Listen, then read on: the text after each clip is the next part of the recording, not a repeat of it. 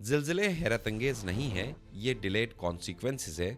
Planets energy को accumulate यानी कि स्टोर रखते हैं, जैसे गवर्नमेंट्स ना हल होने वाले मसाइल की तरह। क्या आप ये जानते हैं कि ज़िलज़िले को सीरियस लेने वाला पहला शख्स कौन और कहाँ के थे? इसका क्रेडिट 132 ईस्वी के आसपास हन डायनेस्टी में एक पॉलीमेथ जैंग हेंग को जाता है।